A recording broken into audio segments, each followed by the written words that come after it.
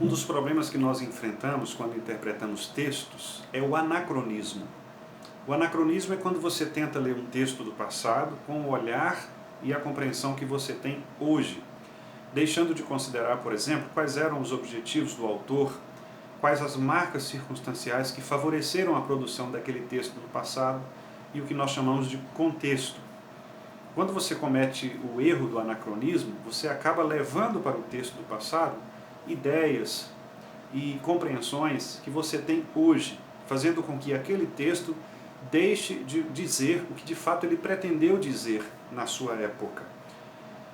No texto bíblico, por exemplo, este erro pode ser um grande prejuízo, porque a Bíblia é um livro complexo, são 66 livros, compostos por autores diferentes, em épocas diferentes, com ideias diferentes. Embora nós creiamos que a Bíblia tenha um tema unificador, porque nós cremos que Deus é o autor da Bíblia, o autor principal, e por isso ele empreendeu a partir da inspiração uma temática comum, nós sabemos também que isso não invalida a produção dos textos para a sua própria época. Por isso, quando você lê o livro de Jó, ou você lê o Evangelho de João, por exemplo, você percebe contextos, circunstâncias e objetivos distintos na produção desses textos.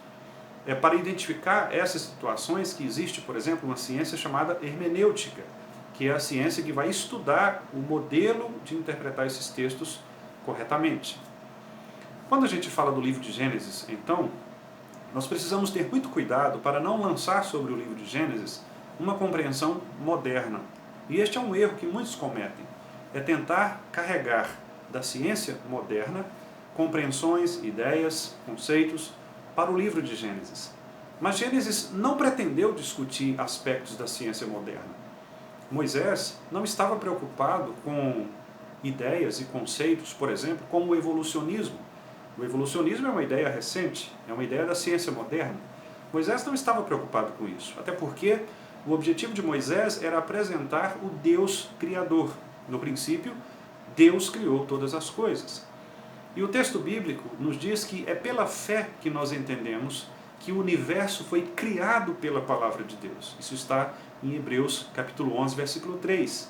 Se é pela fé que nós entendemos que o universo foi criado pelo poder da palavra de Deus, significa dizer que discussões modernas acerca da criação acabam sendo infrutíferas para o crente. O crente não precisa dessas discussões para compreender que Deus é o Criador de todas as coisas. Não faz nenhuma diferença se Deus criou as aves em 24 horas, por exemplo, ou se Deus criou as aves em um período maior de tempo. Essa não é a discussão. A Bíblia não se preocupa em apresentar essa discussão. Moisés não se preocupou com isso, porque não faz nenhuma diferença. A Bíblia mostra em vários lugares que o Deus Criador ele é suficiente para manipular a natureza a partir do seu próprio querer e no espaço de tempo que ele deseja. Jesus Cristo, por exemplo, quando estava no barco com os seus discípulos e houve aquela tempestade, ele estava dormindo, inclusive, os seus discípulos estavam apavorados e disseram: Mestre, nós vamos morrer. Jesus apenas e calmamente se levantou e disse: quieta. E tudo passou a mansidão. O que significa dizer que o tempo para Deus não é absolutamente nada. A Bíblia, inclusive, nos diz que 1000 anos para Deus é como um dia e um dia como 1000 anos. Portanto, a compreensão moderna de tempo, a compreensão moderna que nós temos, a compreensão cronológica, ela não faz sentido à interpretação de textos antigos, por exemplo, como o texto de Gênesis. Então, quando o texto diz que no princípio Deus criou todas as coisas, e a terra estava sem forma e vazia, e o Espírito de Deus pairava sobre a face das águas, e disse Deus: haja luz e houve luz, nós precisamos entender que o objetivo de Moisés ali era exatamente apresentar o Deus que cria todas as coisas. O Deus que criou todas as coisas do nada, a criação chamada ex nihilo. E esse Deus que criou todas as coisas do nada é o Deus que deve ser adorado, é o Deus que deve ser louvado. E é por isso que no Salmo 148, no versículo 5, o salmista, depois de incitar os leitores para que louvem a Deus, louvem ao Senhor, ele diz: nós devemos louvar ao Senhor, porque Ele criou todas as coisas. Ele criou todas as coisas. Salmo 148, versículo 5.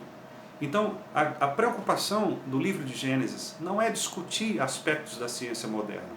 A preocupação do livro de Gênesis é dizer: Deus criou todas as coisas. Ele é poderoso para criar. E ele fez isso a partir da sua vontade soberana e a partir do nada. Não foi a partir de uma matéria pré-existente, como os humanos, por exemplo, criam. Mas Deus criou todas as coisas a partir do nada. Aliás, o verbo que é utilizado ali para criar, o verbo bará, indica exatamente a ideia de que a criação foi algo absolutamente inédito.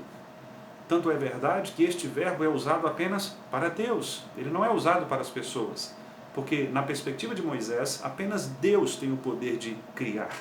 O homem pode até manipular algumas coisas, o homem pode até organizar algumas coisas, mas o poder criativo, ele pertence a Deus. Então, se você quer ler a Bíblia, se você quer interpretar bem os textos bíblicos, é muito importante que eles sejam interpretados à luz do seu contexto, no objetivo do autor e com a pretensão certa, para que nós não corramos o risco de sermos anacrônicos e colocarmos no texto bíblico aquilo que ele não quer dizer.